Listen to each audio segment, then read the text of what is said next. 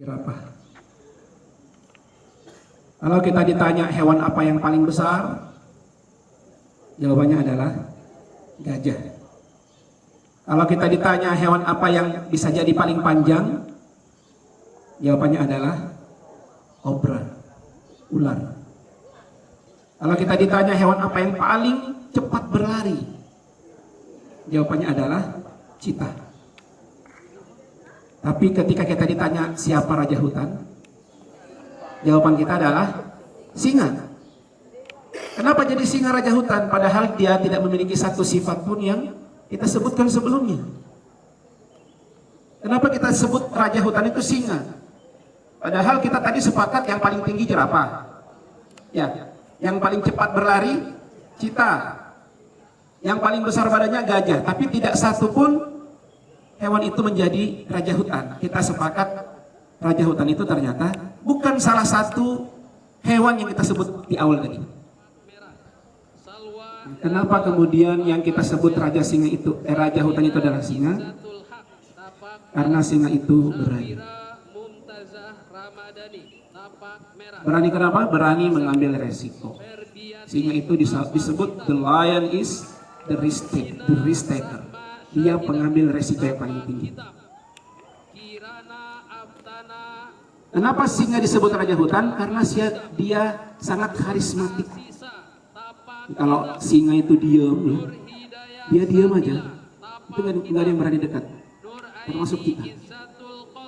Dan semua yang ada di depan singa dia nggak peduli. Dia anggap semuanya adalah mangsa, makanan baginya. Nah, Kak Wahab ingin memberikan apresiasi kepada adik-adik sekalian yang sudah berhasil meraih tapak merah dan tapak hitam. Ternyata untuk menjadi yang paling hebat itu tidak harus paling tinggi. Sepakat? Untuk menjadi yang paling hebat tidak harus paling cepat seperti kita. Untuk menjadi yang paling hebat tidak harus besar seperti Kak Didin. Tidak harus besar. Dan untuk menjadi paling hebat tidak harus panjang seperti seekor ular. Enggak harus. Tapi adik-adik sekalian, kalau kita ingin hebat, justru kita harus memunculkan keberanian kita. Dan berani, satu di antaranya adalah berani mencoba.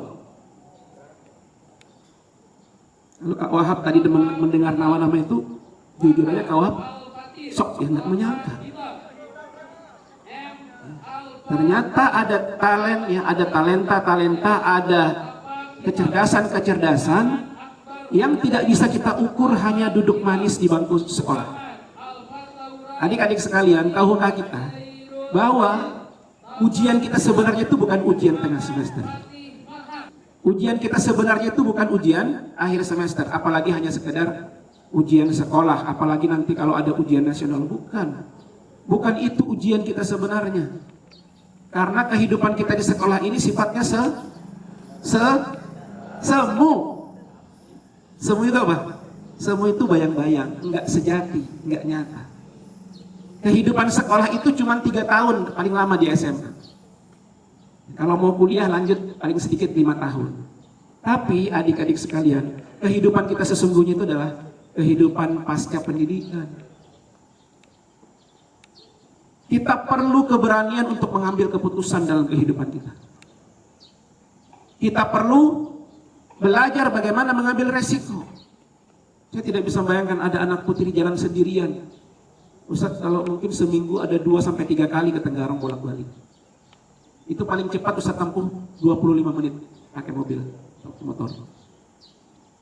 Dan Ustaz tahu medannya. Lepas dari kantor Lurah Bukit Pinang, itu sekitar 10 menit kita baru tiba di pertigaan L ya. Yang ke kiri Tenggarong, yang ke kanan kita ke L.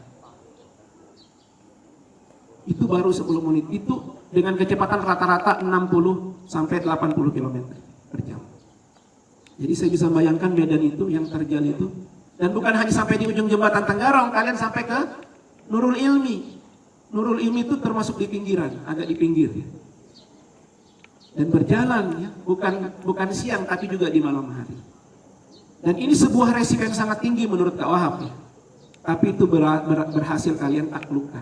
Nah, adik-adik sekalian, nanti kalau kalian sudah selesai studi baik SMA maupun kuliah perguruan tinggi, ada banyak ujian-ujian, ada banyak cobaan-cobaan hidup. Coba kalau kalian menonton film ya, menonton sinema, menonton drama, kan sudah banyak tuh dipertontonkan ujian dalam kehidupan.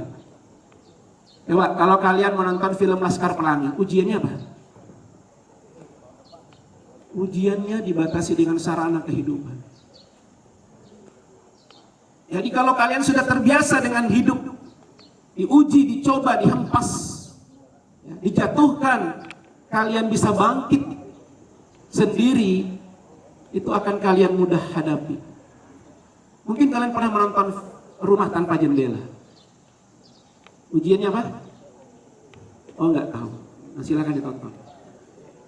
Ya, seorang kakak yang menghadapi adiknya berkebutuhan khusus. Nanti kehidupan kita, bisa saja kita punya saudara, kita punya orang tua, kita punya adik, kita punya anak, kita punya suami, kita punya istri, yang tidak selalu ideal. Dan itu semua ujian-ujian kehidupan, dan terkadang itu tidak bisa dapatkan ilmunya di bangku sekolah. Nggak ada pelajaran menghadapi begitu, nggak ada. Jadi ujian-ujian kehidupan itu, ilmu-ilmu kehidupan itu, hanya kalian bisa dapatkan melalui pengalaman-pengalaman di luar sekolah. Oleh karena itu, ini juga sekaligus pelajaran berharga buat kita. Ternyata kita bisa sukses dengan cara kita sendiri. Nah, makanya hikmah cerita Kak Wahab yang di awal tadi apa? Saatnya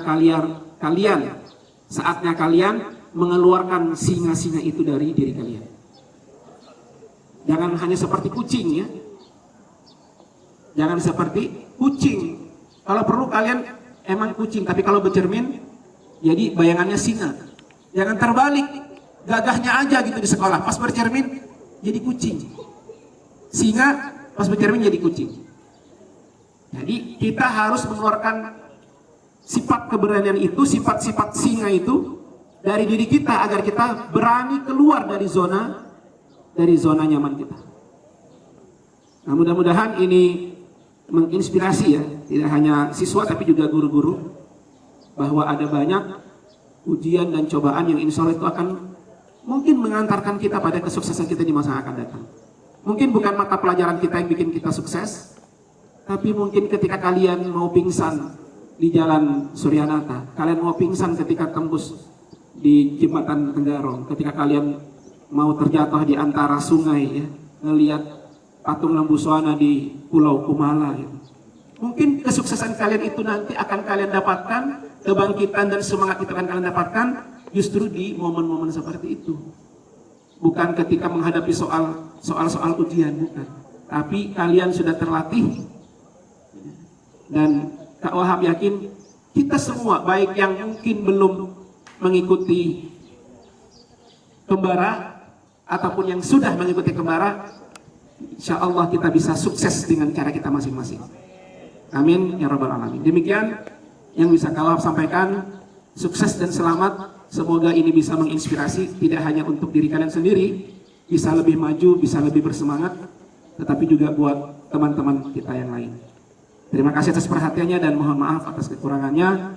Wassalamualaikum warahmatullahi wabarakatuh.